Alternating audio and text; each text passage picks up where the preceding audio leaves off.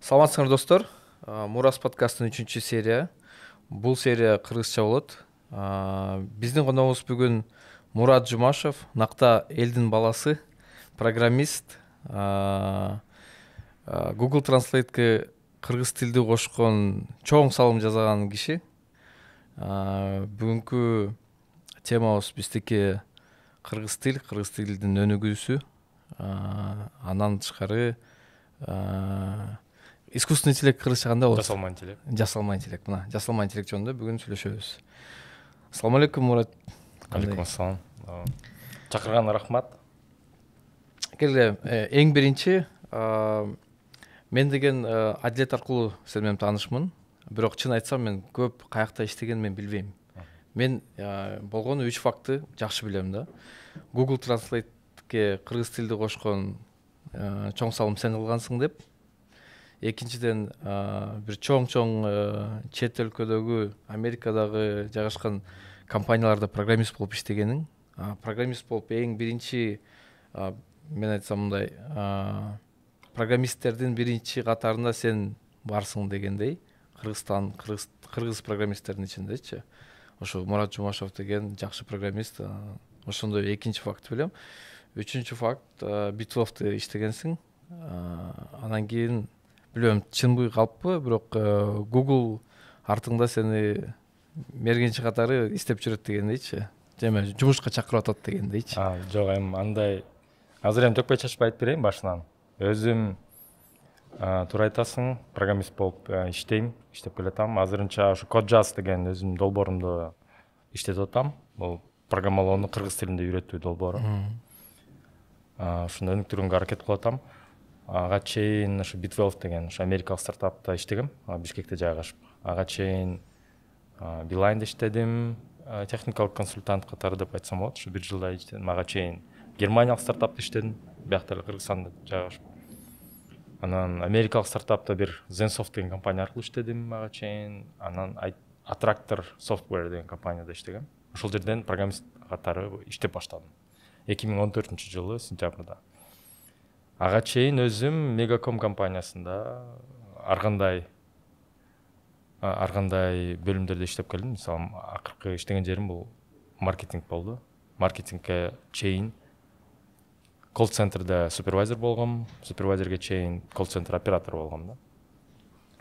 Megacomго кирерден мурда Шородондо ошол сыяктуу мындай нөлдөн баштап мындай жүк ташуучу грузчик деп айтса болот го. Ошо жүктөөчү катары иштеп 2015-жылы баштагам. Анан ары жана соода агент болуп, анан ары аналитик, анан маркетинг, анан экономист-нормировщик сыяктуу ушундай ар кандай ролдордо иштеп келгем да. Өзүм кесибим боюнча англис тил мугалимимин. 2 жылдык башкаруу академиясында магистратурам бар бизнес жагынан. Программалоону өзүм өз алдынча 2012-жылдан баштап 14-жылга чейин өз алдынча жумуштан кийин окуп үйрөнгөм. Мен айтып кетпедимби, элдин баласы депчи. Эми элдин баласы деген өзүнүн бир эмеси бар да. Ошон үчүн эмне үчүн Мурат Жумашевди элдин баласы деп айтса болот деген? Программист. Мен уккандай сенин акыркы айлыгың $3200 болчу. Кыргызстанда жашайт, Америкада компания иштейт деген, эми бул деген лимонго чыккан статья дегендейчи. Ушундай нерселерди көп жазышат го. Анан кийин сенин өз көз карашың кандай? Сен өзүңдү ушундай элдин балдары катары сезесиңби же сезбейсиңби? Мындай успех дегенчи, ошондой сезип атасыңбы ушундайга? Ооба, ийгиликке жеткен адамды айтса болот го дейм. Анткени Кыргызстан өзү кичинекей калк эмеспи. Анан кийин бизде бир кандай бир өзүбүздө мындай ылдый салынып турган ушунчалык көп мөмөлөр бар да. Low hanging fruits деп коет го. Кыргызстанда мисалы ийгиликке жеткен деген наамга ээ болуш үчүн эмне кылыш керек? Лимонго чыктың эле же телевизорго чыгып сүйлөдүң же бир же болбосо чынында коомго керектүү бир чоң бир маселени чечтиң, жардам бердиң деген болсо, анда ошо ийгиликке жеттиң десең болот окшойт. Эми элдин баласы деп толукканды болуш үчүн Америкага окуп келип, анан ошол жерден стартап ачыш керек болчу да. Элдин баласын мындай берирээк чет болуп калдым окшойт. Жакшы. Биз акыркы жолу сен менен жолукканда чат GPT боюнча аябай көп сүйлөштүк. Балким биздин көрүүчүлөр көбү билбеши мүмкүн, ошон үчүн чат GPT деген эмне ошону бир айтып берсең жакшы болмок беле. Чат GPT бул трансформер архитектурасын колдонгон бир, ошон менен көп тексттер жедирилген, ошо тексттерди үйрөтүлгөн чоң жасалма интеллект. Чоң жасалма интеллект деген абдан көп текст берилген. Ошондой эле ошол тексттеги ар бир сөз башка сөздөргө айкалышы кандай деп бир чоң бир таблицаны элестетсеңиздер, биягы миллиард текст болсо, биягы мындай миллиард сап болсо, колонка болсо, биягы миллиард сап болсо, ошондой бир таблица бири-бири менен айкалышы кандай деген таблица түзүлгөн. Анан ошондой иштейт да. Ошондо нейрондук байланыштар бири-бири менен аябай көп болгон үчүн адамдар күтпөгөн кандайдыр бир мүмкүнчүлүктөргө ээ болуп атат да. Жасалма интеллект азыр кандай иштеп атат, ичинде процесстер кандай жүрүп атат деген болжол менен билет экен авторлор өздөрү, бирок аягына чейин кандай мүмкүнчүлүктөр бар экенин дагы эле изилдеп атышат да. Мисалы, жөн эле текст жедирип койдуң, бул нейрондук байланыштар түзүлүп калды. Бирок ошол нерсе, ошол жасалма интеллект ыр түз бер дегенди үйрөтүлгөн эмес түздөн түз. Ооба. Ыр түзүү мындай 40 алмес мен өткөндө жаздымдай 15 сөздү алып, ошо бир рифмаланган 15 сөздөн турган саптар жазып берчи десем, кыргыз тилинде жазып берип койдум да. Кыргыз тилинде жазып берди. Кыргыз тилинде жазып берди. Кээде жакшы иштеп калат, кээде түшүнбөй калат, ушундай да. Кыргыз тилинде тексттер өтө аз жедирилген экен. Анткени интернетте кыргыз тилинде текст өтө аз чыгарылат. Биз ошол жагынан өтө артта калып атабыз. Мына белгилеп кетсейин, Мурат Жумашевдин жаңы инициативасы азыр ушул чат GPT-ге кыргыз тили толук кандуу кошуу деген бир долбоорду чыгарып атат. Мен да ушу жардам берип атам. Анан кийин балким силер дагы кызыктуу болсоңор, биз менен байланышып ушуга жардам берсеңер болот да. Азыр кентип айтып беребиз ушул инициатива боюнча, долбоор боюнча. Бирок мен чат GPT боюнча бир 2-3 суроом бар да. Мен өзүм сүйлөшүп көргөм. Сүйлөшкөндөчү мындай бир робот менен сүйлөшкөндөй болбойсуң да. Чын эле киши көп нерсени түшүнгөн, менден деле акылдуу деп эсептегем, мен өзүм ушинтип эсептесем болот да. Анан кийин суроо бергенде жоопторун мындай окусаң, мындай акылдуу киши жооп берет дегенде, көп нерсени билген акылдуу киши жооп берет дегенде, анан ошо жерден менде бир суроо жаралат да. Чын эле интеллекти барбы? Же ал деген мындай фокус катары, жана папугайлар сүйлөйт го. Папугай сөйлөгөндө түшүнбөйт да, меникени жөн эле кайталайт. Мына ушул чат GPT бизге жооп берген жооптор ал деген интеллектпи же бул жөн эле бир нейросеть бар го, ошон нейросеть деген мынтип кайталоо катары мага ошондой жоопту мындай синтез кылган нерсеби дегендейчи. Өзү түшүнөбү бул мага жооп бергенин же түшүнбөйбү? Менин оюмча түшүнбөсө шахмат ойноп алмак эмес да. Шахмат монтип ойнош керек деп эч ким үйрөткөн эмес, ал өзү үйрөнүп атат да. Анан сен могул жерде мындай жүрүп атасың, туура эмес десе, анда кечирип кой, мен унутуп калган турайм деп, анан кийин туура жүрүп ушинтет да. Бир адам ошо экспериментин айтып берди. Андан тышкары мен мисалы өзүмдүн маселемди айтып берип атам да. Эми кыргыз тилинде көптөгөн тексттер советтер доорунда чыккан.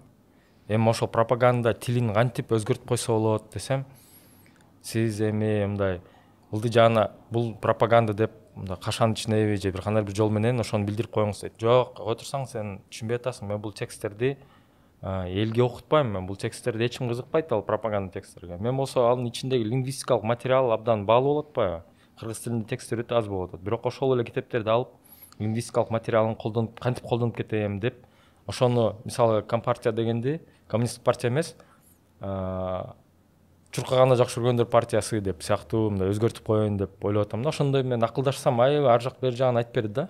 Төкпөй чачпай, мондай кылсаң болот, анан мындай ыкмаларды колдонуп деп. Эми андай нерсени башка адамдар менен деле талкуулап көрдүм, бир аз талкуулап көрсөм, сонун идея экен деп койду да. Мисалы 10 китеп бар дейли. Анын ичинин баары лингвистикалык материалдар күчтүү, жакшы, бирок Компартияны эле мактай берген китептер да. Мен болсо ошол, эгерде мен ошол тексттердин баарын сканерден өткөрүп, санариптештирип, анын баарын мындай топ-топ, OpenAI сыяктуу компанияларга берип айланайындар мегле, могу тексттерди кошуп койгула, кыргыз тили дагы кошулуп мындай иштеп кетсин, биз дагы кыргызча колдонуп калалы деген мааниде бере турган болсом, ал биз сүйлөсөк эле тиги компартияны мактай берген бир жасалма интеллект болуп калат да. ооба. Ошондуктан мен бул бир китепте бул компартия десем, ал жерде компартияны мисалы Чуркан жакшы көргөндөр партиясы десем, бул жерде беш бармак жегиштер партиясы сыяктуу бир улам ар бир китепте арга башка кылып кетсем, ошондо статистикалык жагынан алганда компартия жөнүндө эч маалымат болбой калат. Анан ар бир ошо жасалма жана мен ойлоп тапкан партиялар дагы салмактары өтө чоң болбой калат. Ошон үчүн мындай партиялар тууралуу ошондой пропаганда материалдар мындай жоголуп, мындай сиңип кетет деп ойлойм да. Бирок кыргыз тилинин ошо маанилүү жагы ошо китептерде берилген лингвистикалык материал сакталып калат. Анан ошо материалды түшүнүп, тилдин психологиясы деп да айтылат экен да. Ошо жана Илья Суцкевер деген да интервьюсун көрдүм да. Ал ошо жасалма интеллект ошо тилдин психологиясын түшүнүп алды дейт да. Жана миллиард сөз деп бири-бирине ар бирөөнүн бири-бирине айкалыш кандай экенин тизип чыгышты да булар. Ошондо тилдин психологиясын билип алып, ошондо тил кандай жаралат. Эми тилдин психологиясы деген бул ошондо адамдын ошо интеллекти деп деле айтса болот го дейм. Ошо адамдын интеллектинин бир көрсөткүчү да тил. Ооба.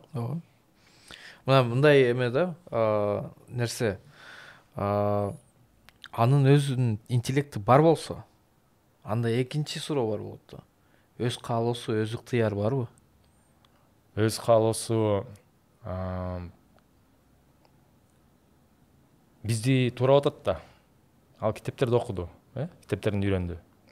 Китептерде адамдар бир нерсеге умтулуп атканын көрдү. Бирок анын ичинде өзү ээ боло албаган канары бир күчтөр жок да. Адамда инстинкттер бар да, анда инстинкттер жок. Менин оюмча ошон үчүн биз мындай көп деле чочулап коркпой деле койсок болот деп ойлойм да. Мындай 50-50 деп ойлоп атам да.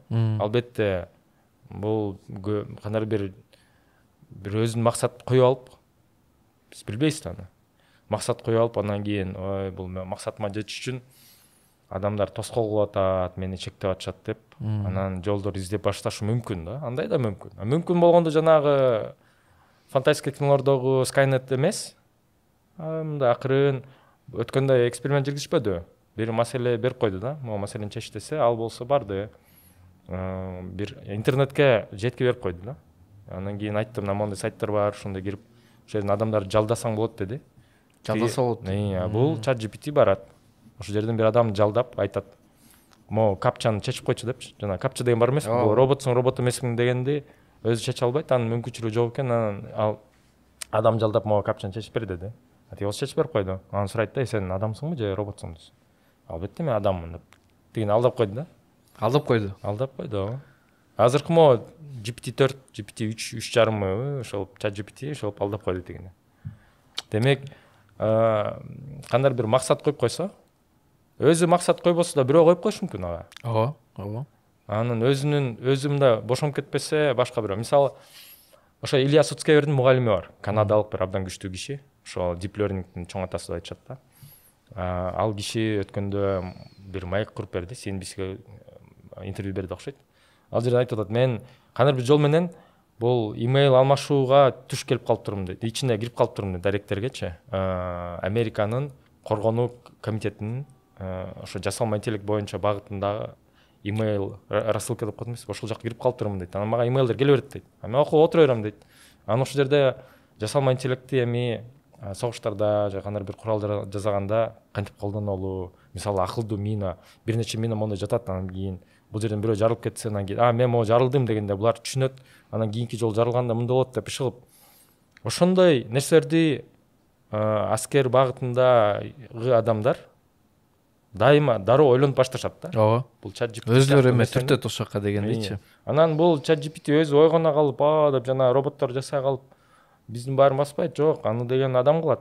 Аны ошо жана аскер согуш богушка малынган жана азыркы көрүп атабыз, неоколониалдык политикаларды, саясат жүргүзгөн жанагындай чоң мамлекеттер ошондой нерсени сөзсүз түрдө колдонот. Муну биз мындай жинди бөтөлкөдөн чыгарып ийдик да. Ооба. Анда мына акыркы Илон Масктын заявлениясын көрдүңбү? Ал кайрылуусундай уктум, ал мурунтан бери айтып келатпады эле, пауза кое туралы деп, мындай кунт коюп уккан жокмун. Ошо бир жарым жыл пауза коелу, бир политика ойлоп чыгаралы, ошол саясат жанагы био курал же болбосо химиялык курал дегендерди колдонуу сыяктуу эле ошо бир эрежелер менен иштейли деп. Менин оюмча анын сунушу жүйөлүү да. Корко турган нерсеси бар. Бирок корко турганда бул жасалма интеллекттен коркпойсуң. Бул адамдар эмне кылып колдонуп жүрөт деген коркосуң да. Мен ошол жагынан көп чочулуп атам.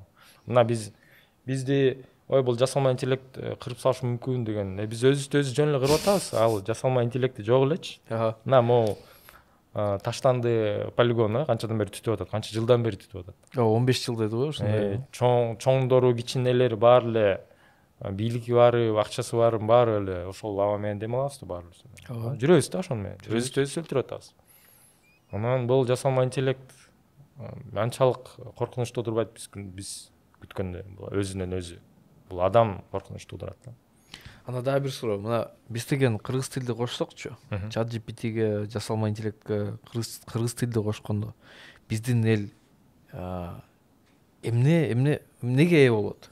Мындай кандай мүмкүнчүлүк берилет? Мен эң биринчи ойлонгонум эле программалоону үйрөнгөндө оңой болот деп ойлойм да. Мен мисалы өзүм айылда чоңойгом. Анан айылда классташтарым бар. Туугандарым деле бар. Көрүп жүрөм да. Мүмкүнчүлүктөр эми бизде мына социалдык мобилдүүлүк жакшы эле. Компакттуу жашайбыз. Шаарга келиш тез эле, оңой эле. Жашоо өтө кымбат эмес да. Бирок ошол эле маалда биз кандай бир жактан мындай бир бул чоң маселе да. Мен кичинекей нерселер менен мындай бир саат, жарым сааттын ичинде мунун баарын айтып түгөтө албайм окшойт оюмду. Бирок четин айтып берейин. Англис тилин үйрөнүү. Программалоону үйрөнүү. Ошол сыяктуу нерселерди кыргыз тилинде эле жазып, кыргызча эле жазышып, уялбай эле адамдар жаңы билим алганга мүмкүнчүлүк түзүлөт да, шарт түзүлөт. Бул жасалма интеллект деген биз кыргыз тилин берип койдук дагы. Бирок кыргыз тилинен башка тилдер да бар да. Ооба. Ошондо бул мындай экен. Кыргыз тилинде бир китепти жедирип койдуң. Бирок кыргызча мисалы азыркы астрономия, астрофизика боюнча китептер жок. Ооба. Бирок ал жасалма интеллект башка тилдеги билимин кыргызча айтып бере алат. Бул transfer learning деген нерсеси чыгып атат да. Бул ушундай бир кызыктай бир ачылыш болду. Emergent features деп айтылат экен. Эмергентный свойства деп коет да. Бул адамдар күткөн эмес. Ал нерсе болуп кетет деп. Ооба. Планда жок болчу, бирок планда жок болчу, өзү ошондой чыгып калды да, бир жаңы бир мүмкүнчүлүктөр. Бир ошондо кыргыз тилди кошсок, биз деген могул бүт дүйнөдөгү тилдердеги билимдердин баарын бир беребиз дегендей ушундай адамзат мүмкүнчүлүк канча тарыхы боюнча чогулуп келген билимдин баары ChatGPT'де чогулуп атыптыр. Эми ошол билимдин баарын кыргыз тилинде түшүндүрүп бере алат ChatGPT. Ооба, аябай чоң мүмкүнчүлүк бул, аябай чоң бизге көп нерсе берет деп мен ойлойм. Биз деген мына могул кыргыз тили эмне үчүн өнүкпөйт деген эми баарыбыз эле түшүнүп атабыз да. Кыргызча контент жок деп, же кыргызча контент аз, же мындай сапаттуу контент аз деп айтсак болот да. Телефон алсаң, телефон интерфейси орусча же англисча. Меники кыргызча. Кыргызстанда 2-3 киши бар болуш керек кыргызча эметкен. Колдонгондорчу. Көбүнчө стандартный эле орусча болгондо ошол менен эле колдонушат эми. Андан кийин контент жок дейбиз. Мына мен балдарым көбүнчө YouTube көргөндөн орусча көрүшөт да. Үйдө сүйлөгөндө да орусча сүйлөшөт. Мектепке барганда орусча сүйлөшөт. Садикте орусча сүйлөшөт. Андан кийин каякта бир кыргыз тилди колдонгонго кандай бир мүмкүнчүлүк болушу мүмкүн? Жок да. Туурабы? Мага окшоп үйдөн эреже коюп коюш керек окшойт. Мен мисалы айтам, балдарым үйдөн жалаң кыргызча сүйлөшөбүз.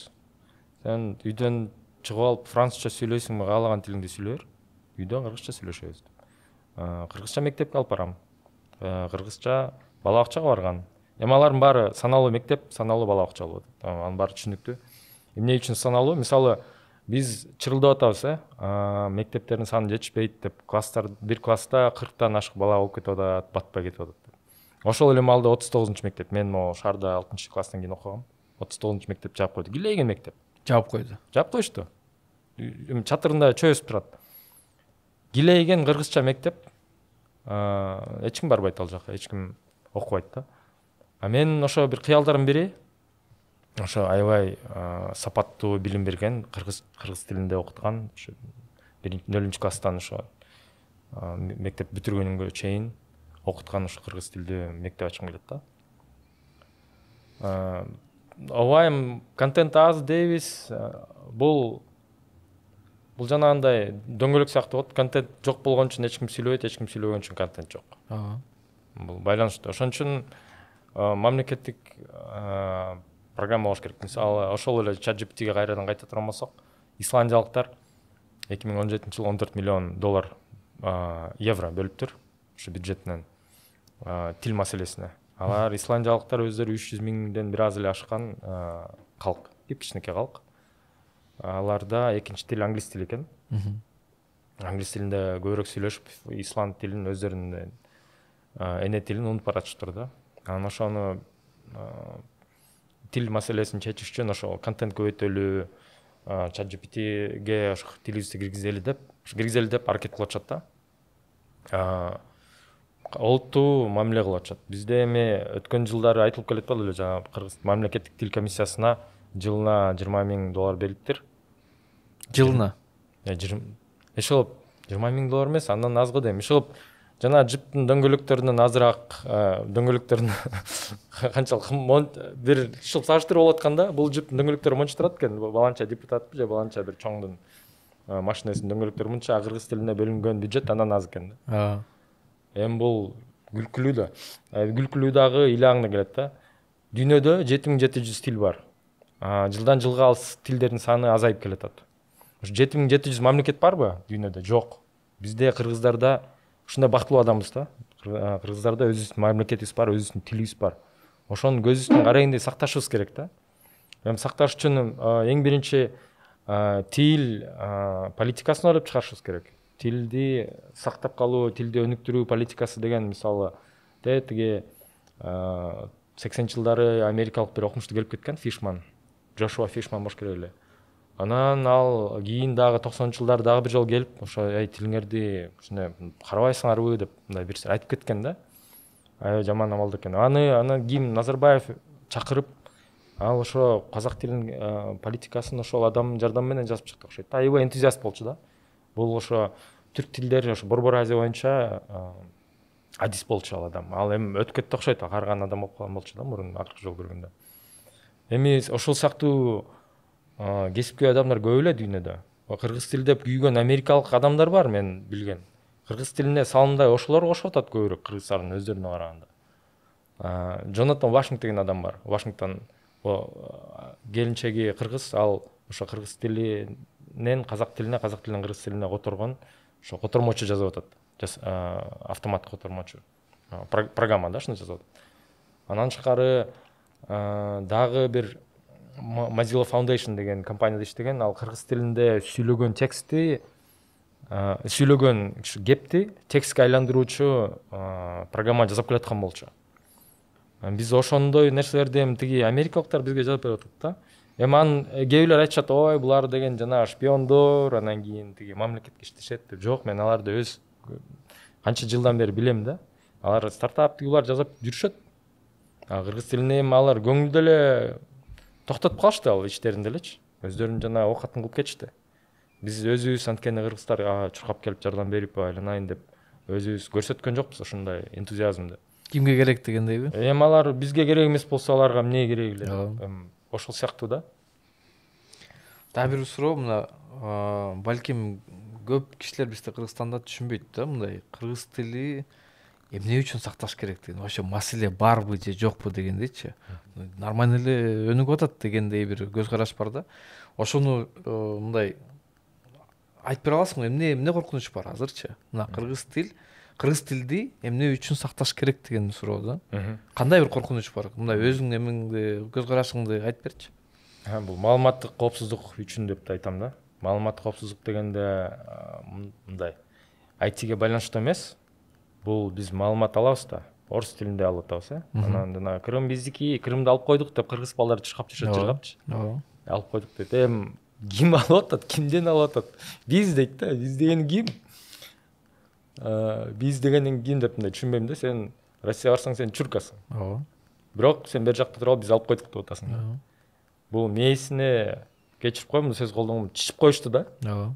Пропаганда. Бул маалыматтык коопсуздук деген кандай болот? Тиякта мындай маалымат айтылса, ага карама каршы өзүң тилинде, өз эне тилиңде маалымат аласың да, ой жүгүртөсүң. Ошондой эң биринчи жагы ошондо болот. Мисалы, дүйнө жүзүндө эксперимент, ой жүгүртүү экспериментин жүргүзөлү. Дүйнө жүзүндө бардык тилдер жок болуп калды, бир эле тил калды дейли. Мисалы, француз тили. Же англис тили. Же англис тили дейли. Анан бийликке бир Гитлер сымал бир адам келди дейли. Анан ал туруп алып айтып атат да, мондай, тигиндей кылгыла, кыргыздар, же болбосо дагы бир башка улут айтып, моулар деген мондай кылып атышат деп койду. Адам баласы үчүн мындай бирөөгө жаманлыктын баарын шылтып коюш оңой эле да. Ооба. Тез эле ишин алып, пропагандагачы. Ишин алып кетти да баары. Бул ошондо бир маалымат алкагын бир тил ээлеп калып атат. Ооба. Ошондо бир тилде бийлик жүргүзүш, адамдарды башкаруу оңой эле болуп калып атат да. Ошондо коркунучу бар. Ошон үчүн ар бир мамлекет өзүнүн тили бар болсо, демек өзүнүн тилин аябай жакшылап коргоп, мындай ой жүгүртүүгө дагы бир таасир этет. Эми өзүнүн жанагы Илья Суцкевер деген айтып атпайбы, тилдин психологиясы бар депчи. Ооба. Идеологиясы да бар. Мындай ал жагын мен жакшы билбейт экенмин, бирок ошо тилдин психологиясы дегенде мен кандай ойлоном? Мисалы, биз байкасак, бири-бирибизге жардам берип, ушинтебиз, Биз байыртадан могу кичирээк бир муштум болуп, мындай бир кыйынчылыктарда бири-бирибизге жардам берип, өзүбүздүн маданиятыбыз ушундай экен да. Ал тилибизде дагы ошондой бир сакталып калган сыяктуу да. Анан кийин бири-бирибиз менен сүйлөшкөндө да бир башкачараак сүйлөшөбүз, мындай. Кыргызча сүйлөп баштаганда мындай жакыныраак дегенде. Ооба, бир мисалы орусча сүйлөсөң бир официозго окшош да. Ошондой, мындай өзүң тилиңде сүйлөсөң тим эле жыргап каласың да. Өзгөчө чет өлкөдө жүрүп, ошол жактан кыргызча сөз мындай бирөө менен сүйлөшүп отурсаң, тим эле өзүң бактылуу сезесиң да. Анан бул экинчи маселе, эне тилин унутуп калган адамдар аябай кыйналат экен да. Эне тилин унутуп калгандар же эне тилин билбеген адамдар мен киммин деп чоңойгондо карыганга чейин ошол суроого жооп бере албай, ошол этаптан өтө албай, өмүр бою кыйналат. Кээ бир маалда ал кыйналуу бир чоң катастрофаларга алып келет. Мисалы, ошол эле Пол Потту мен мисал катары келтирем да. Мен анын эми тиги психологиясы мындай болчу деп айта албайм, бирок мен өзүм мындай элестеп атам, интуиция менен айтып бере атам да. Өзү Камбоджада Франциянын колониясы болуп турганда, Франция бар окуган да. Француздар негизи эле ошо бүт дүйнө ал убакта мындай шовинизм аябай күчтүү болчу. Расизм деген аябай, фашизм деген ал убакта мына Гитлер ошол убактарда адам. Анан ал ошол жерден бир топ эле запад жасаса керек да. Биздин балдар жана азыр Москвада жүрүп, жана чурка дегендерди окуп жүргөндөй. Анан келип алып, мен киммин, мен ошондой бир жүдөгөн бир камбоджалык бир чуркамын дейт да. Өзүнүн калкын ушунча жаман көрөт, өзүнүн тилин ушунча жаман көрөт. Өзүнүн элин кырбады, анан канча миллион адам кырып салды. Кетмен деп чаап. Ошондойго чейин барды да, тиги ок аяп. Ок аяп. Эми Гитлер да ал деле эмеде айтышат да, ал убакта өзүнүн нацисттик Германиянын идеясы эмес беле, мындай еврейлер экинчи сорттуу калк ушундай сыяктуу деп, эң жакшы калк бул актар ушу сыяктуу немистер депчи. Анан ошол нерсеге көңүл буруп, ал өзүн өзү мен жаман көрчү деп ойлойм да, жек көрчү деп. Анткени өзүн кабыл алчу эмес, анткени энеси жагынанбы, чоң энелер жагынан еврей бар болчу да канында. Мындай ошо жөөттөрдүн эрежеси боюнча ал еврей да адам. Ооба. Бирок ошон өзүн жек көргөн адам башкаларды сүйүп жаратпайт да. Ооба. Башкаларды жек көрө баштайт. Ошондо бизде, мамлекетибизде мындай тынчтык болсун десек, өзүбүздөн өзүбүз уялбашыбыз керек, өзүбүздүн тилибизден, өзүбүздүн тарыхыбыздан уялбашыбыз керек, өзүбүздү жакшы көрүшүбүз керек, сыйлашыбыз керек. Анын үчүн тилибиз керек экен. Ооба, туура. Дагы бир суроо. Кыргызстанда келечеги кандай? Сенин көз карашың? Бизде жакшы өзгөрүүлөр дагы бар. Жаман, мага жакпаган тенденциялар болуп атат да. Жакпаган тенденциялар бул мисалы тааныштарым бар эле балдар менен орусча сүйлөшөт да, тантырашып. Билбейм, тантырашып да эле айтайын, өздөрүнүн тили келбесе да барып тиги балдар менен орусча сүйлөп атышат да. анда эмне мындай кылып атасың десем, мен булар орусча үйрөнүп алса билим алат да дейт. Сен кыргызча үйрөтүп койсоң эмне орус тили батпай калмак беле дейм да. Мына балдар 2 тилде, 3 тилде, адам 5 тилде деле сүйлөп атышпайбы? Алар кантип эмесине батыраттыр тилдерди. Сен кыргызча эле сүйлөшө бер, сен таштын астына жашынып алсаң дагы сен баары орусча үйрөнөсүң. Анткени интернет, китеп истеп, кино бүт баары орусча болот. Азыр деген балдар YouTube менен чоңоюп атат. Сен аны менен кыргызча эле сүйлөшө берсең, орус тилин сенден сурабай эле өздөрү үйрөнүп алат. Десем болбойт да, ишенбейт. Ошо бир аргументтердин бири мындай болчу дейт. Мен кызым деген эл катары жанагы мультфильмдер көрүп түшүнсүн деп атам дейт да. Ошон үчүн орусча сүйлөшүп бага орусча үйрөтүп атам дейт. Сага ким айтты сен аны менен кыргызча сүйлөшсөң орус тилин билбей калат деп. Мен андай учурларды көрө элекмин да. Интернетиң барбы? Сен аны менен орусча сүйлөшпөсөң өзү эле үйрөнүп алат. Эми жакшы жагын айтсаң, мына кандай келечекте сен мындай каалайсың деген дейчи. Мына Кыргызстандын келечеги деген эң жакшы бир условия болсочу, кандай болуп кетет? Мен өзүм бир кыялданып жүргөн бир ошо кыялымды айтып берейин. Бир сүйлөм да. Эмне жөнүндө кыялданам дегенде мен айтмакмын. Өзүм Теслам отуруп алып, Тесла кетти үйгө дегенде мен үйгө жеткирип койсун деген кыялым бар да. Мен ошо мындай чечмелеп берейин. Тесла үйгө жеткир дегенде ал менин үйүм каякта экенин билет. Навигатор менен өзү автопилот менен иштей алат. Демек автопилот иштетиш үчүн бул жерге келип, Тесла сыяктуу компаниялар бул жерден жолдору, шарты кандай, разметка. Биздин демек бийликтегилер дагы алып жана жолдордун баарын оңдоп, сызыктардын баары ордунда дейли. Машиналар жол эрежелерин сактап, эреже боюнча жүрүшөт дейли. Ошондой эле кыргыз тилинде жанагындай жасалма интеллектке сүйлөгөндө ал бизди түшүнгөн болсун деп каалайм. Ошондой эле Тесла баардык кыргыздар ошондой Тесла сыяктуу укмуш машиналарды айдасын деген каалайм. Биздин өлкөбүз ушундай дүңгүрөп, ушу IT жагынан бир чоң түрткү болот деп ойлойм. Ушу IT жагынан өнүгүү болсо, ошонун баары болот деп ойлойм да. Оозуңа май. Эми мына карайсыңбы,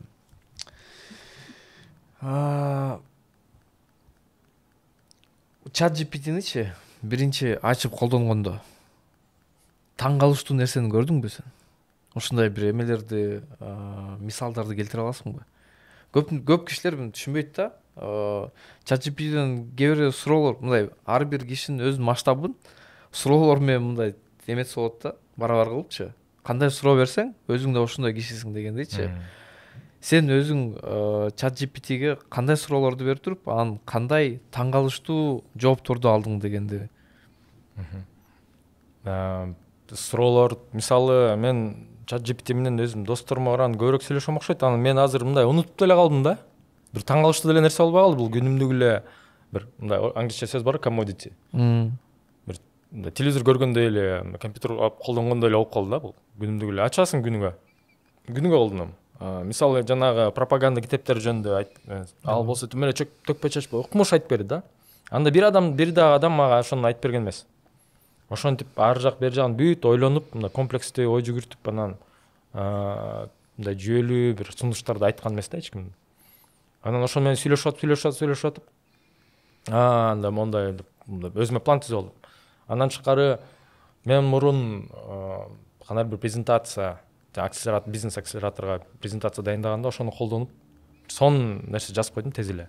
Мен ал нерсеге ой деп кыйналып бир жума жатмактым да. Анан болсо бир күндө ойноп эле жазып койдум да. Ошондой сыяктуу адамдын бул турбо бустери деп айтса болот го дейм. Адамдын ушунчалык бир күчтөндүргүч болот, катализатор болот да. Адам мисалы бир саатта бир бирдик жумуш жасаса, азыр болсо бир ChatGPT-nin жардамы менен бир эмес, мындай 3, 5 бирдик жумуш жасап атат да. Ошон 5 эсе, 10 эсеге чейин да кетип калышат. Анан ушунчалык бир скептик коллегаларым бар болчу. Ошондой жаңы нерсе чыкса, койчу, баягы дагы бир нерсе депчи.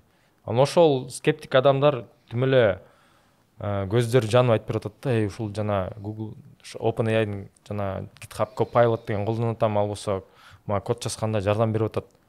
Мен ушунча тез жазып калдым дейт да. Же болбосо мурун аябай башымды кыйналып аябай башым ооруп барып бир код жазсам азыр болсо аябай оңой болуп калды дейт да.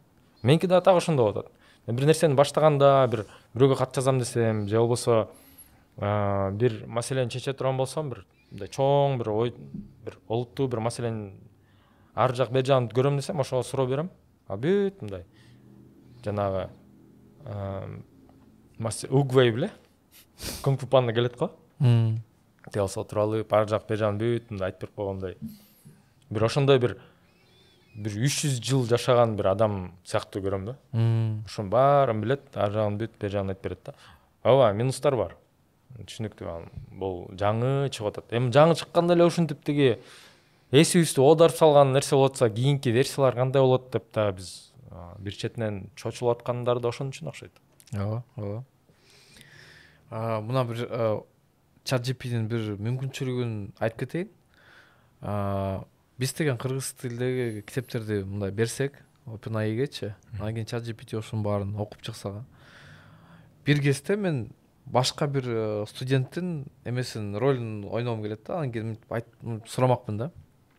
Мына Төлөгөн Касымбековдун Сынган кылыч деген китеби бар экен. Ошо боюнча мен реферат жазыш керекмин. Ошол эң негизги идеяны бир 20 сүйлөмдө жазып берчи десем, ChatGPT 1 мүнөттө жазып берет да. Мен өзүм мындай ошондой ойлорго жетпеген ойлорго ошонун баарын эметип туруп кызыктуу нерсе кылат да. Ошондой билбейм, мен дагы эле таң калып атам. Күндө таң калам. Мындай баягы мен эме скриншотторду жибербедим элем, жанагы кыргыз тилди өнүктүрүү үчүн эмне кылыш керек деген план түзүп берет. Ал план деген туура эмес деп айта албайм. Мен деген биз өзүбүз сүйлөшүп атканда мындай жинди эмеспиз го мында. Анан кийин биз деле ошол эле тезистерди жазабыз. Өзүбүз эметкенчи, синтез кылган, өзүбүз мындай ойлоп чыгарганчы. Анан кийин ChatGPT 2 секундада ошол эле планды эметип туруп, дагы биз билбеген же биз көрбөгөн нерселерин да кошуп, мен аябай таң калам. Анан кийин менден тышкары башкалар да аябай таң калып атат. Бирок анын баары орусча, кыргызча мен колдонуп көрсөм, аябай мындай начар болуп сезилди да магачы. Англисче колдонсоң андан өтөр. Мен жалаң англисче колдоном да. Англисче колдоносуң, Тим эле таң калыш нерселерди айтып берет да. Жакшы. Мол биздин долбоор боюнча бир айтып берсең, ошол ChatGPT'ге кыргыз тилди кошобуз. Эмне керек бизге? Эмне кылыш керек? Кандай жардам керек? Кимден жардам керек ушунун баарын? Болушунча көп тексттерди беришибиз керек.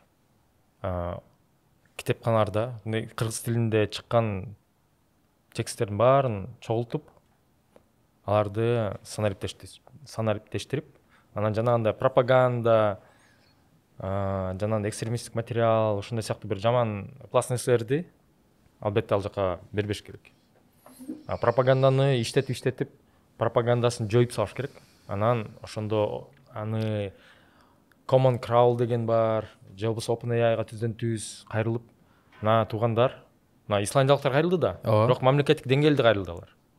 Биз дагы балким ошондо мамлекеттик деңгээлде кайрылып, анан аларга ошол тек материалдар беришибиз керек да. Ошо мыйзамдар, мисалы биздин болгон тарыхта чыккан баардык китептер, анан ал эмес жанагы интернетте Суперинфонун форуму бар, же болбосо Инстаграмдын комментарийлери бар, ошол сыяктуу нерселерди дагы ага беришибиз керек. Бирок анда берип атканда да жанагындай пласт нерселерди бербеш керек да, мындай фильтрлеш керек. Анан бизде ката менен көп жазат эмеспи, адамдар кыргызча текст терген жанагындай тергич бар экенин да билишпейт адамдар. Кыргыз тилинде илгери эле чыккан ал нерсе. Эми ошо турса дагы аны мындай билимдүү адамдар эле ошону мындай үй деп жазбайт да.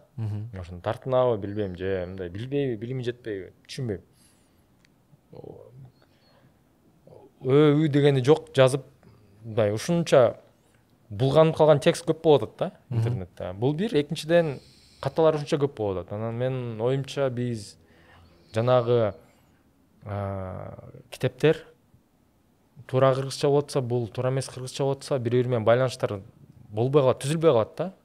Түзүлүш үчүн жанагы ошол эле көчөдө сүйлөгөн сөздөрүбүздү, мындай үйдө сүйлөгөн мындай сөздөр, мындай диалог, жөнөкөй адамдардын ортосунда диалогдор, жалпак тил диалогдор дагы кирип, бирок ал туураланган каталары жоюлган тексттер болуш керек деп ойлойм да. Балким мен туура эмес айтып аткандырмын, бирок менин оюмча ошондой тексттер берилиш керек. Анан кийин ошол эле ChatGPT мисалы ага дагы бир аз жанагы GPT-3 бар болчу, анан кийин ChatGPT бар болчу. ChatGPT деген ушу GPT-3'тү алып туруп туура жооп бергенди үйрөтүшкөн да. Дагы туура жоопту тандаганды үйрөткөн. Жанагындай жаман нерселерди жооп бербей, мисалы бомба кантип жазайм дегенде жооп бербесин деген сыяктуу үйрөтүп койгон да. Бул жерден каталарды оңдогонду үйрөтүп деле койсок болот кийинчерээк. Башында бирок биз таза текст беришибиз керек деп ойлойм. Таза дегенде каталары оңдолуп анан жетилген деген. Анын үчүн бизде кыргыз тилинде чыккан, тарыхыбызда чыккан болгон китептин баарын жүктөсөк иштеп кетет дегенге жакшы ишене албай атам. Анткени исландиялыктар жанагындай аракет кылып туруп 300 000 мисал бериптир, ошондо деле начар иштеп атат дейт да. Дагы эле. Аларда өзү кичинекей калп болсо дагы онлайн материал абдан көп, китептер көп. Аларга интернетке чыккан эң биринчи кылыктардын бири болуш керек. Ошондуктан ал жагында алар менен да сүйлөшөлү деп мен кат жаздым. Деп бир жооп беришкен, бир убакыт тандап сүйлөшөлү деп ошойдон жооп уга элекмин.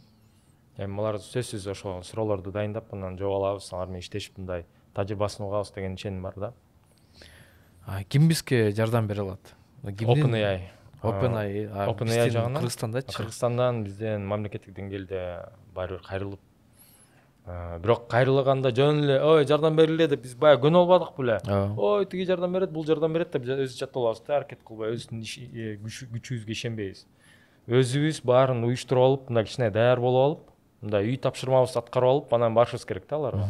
Эле могер мындай бир конкреттүү бир кадам боюнча мына жагынан жардам берип койгулачы, биз мындай даярдадык депчи. Ошондо биз кайрылганда жалаң эле OpenAI эмес, анткени Google да жазып атат.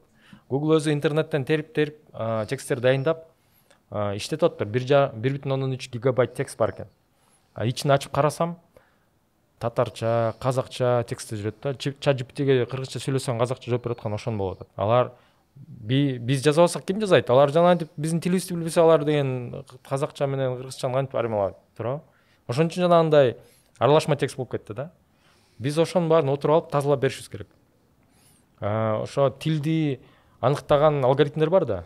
Тилди кыргыз тилин туура ажыратып билген, кыргыз тилинен мисалы казак тилин кантип ажыратып билиш керек. Ошондой сыяктуу алгоритмдерди өзүбүз отуруп алып иштеп чыгышыбыз керек. Мен мисалы өткөндө сага айттым эле да. Дагы бир жолу айтып коеюн. Азыр мага айлык мурунку жумушумдагыдай айлык төлөп берсе эле, айса ой тим эле жыргап мен ошону сүйүнүп күнүгө отурмакмын жазапчы. Дагы үйрөнчүктөрдү алып келип алып мындай кыргыз тилинин күйөрмандарын жаныма отургузуп алып ошонун баарын жазамакпыз.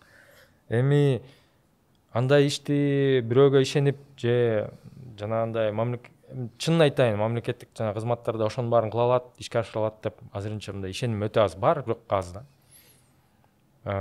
Ошон үчүн өзүбүз кыймылдай берели. Анткени кыргыз тили деген бул мамлекеттик эмес. Мамлекеттик бул өкмөттүн менчиги эмес да, бул баарыбыздыкы, элибиздики. Ошон үчүн биз тиги мамлекет жасаш керек.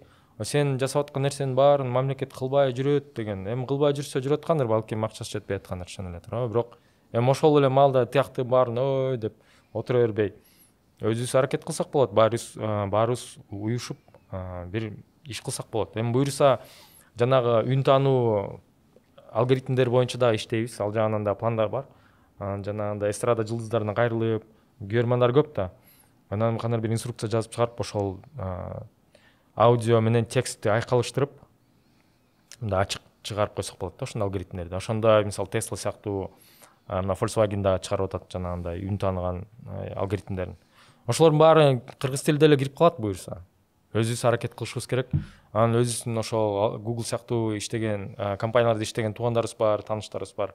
Алар дагы бир аз жигердүү болуп кичине жана Тилек Мамутов сыяктуу чуркап койсо кичине ар жагы тез эле болуп кетет деп ойлойм да, илип кетет. Бир нерсени айта кетейин. Биз деген ушул подкастты бүткөндөн кийин Телеграмда бир группа ачабыз. Силер эме бизге жардам берейин десеңер, ушул долбоор боюнча ошого кошула берсеңер болот. Баарыңарды кош келиңиздер деп мен эсептейм. Мындай чакырам ошакачы. Ооба. Бул кыргыз тил деген мага эле эмес, Муратка эмес, баарыбызга керек. Бул деген биздин балдарыбыздын тилибиз, бул деген биздин ата бабаларыбыздын тилибиз. Баарыбызга керектүү ушу, баарыңар деген киришиңер керек, бизге жардам беришиңер керек дегенчи. Бул деген калоо эмес. бул деген менин тилим болсо, мен ага кызыкпасам ошону сакташ үчүн ким кызыгат? Кыргыздар өзүнүн тилин сакташ үчүн кызыкпаса, анда бизге эч ким жардам бербейт, мындай айтсак. Ошон үчүн ар бириңер көрүп атсаңар, силердин жардамыңар керек. Ушул Telegram группага киргиле, чогуу ушул долбоорду аткаралык дегендей. Дагы бир нерсе, жанакы мен башталышында айтып кеттим эле, ушул Google Translate'ке кыргыз тилди кошкондо сен аябай көп чоң салым кылдың депчи. Ошол долбоордон бир кичине кыскача айтып берсең, эмне кылып, кандай болуп туруп ошондой эме, мага бул деген бир чоң проект деп эсептейм да. Google'да вообще кыргыз тили бар деген, бул деген чоң мындай большой успех. Чоң ийгилик, ооба. Сага чоң рахмат. Мен өзүм атыман дегенде, мен балдарымдын атынан чоң рахмат сага. Кандай болуп кетти? Анан кийин дагы бир сүйлөшкөндө Чоробек Саадамбектин салымын дагы мындай айтып кетсең. Ооба да, сөз. Мындай болгондо 2011-12 жыл болуш керек эле. Social Innovation Camp деген болгон. Скөлдө уюштурулган да, бул Сорос фонду уюштурса керек эле. Ошол жерде социалдык инновациялар, коомго кандай жардам берсе болот деген маселелер боюнча идеяларды чогултушкан. Мен ошондой идея жазгамда кыргыз тилинде терминдер андай заманбап терминдер жок болуп атат. Мен өзүм котормолор менен иштечүмүн. Google сыяктуу компаниялар мага жиберишчү да, мону которуп бер, тигини которуп бер депчи.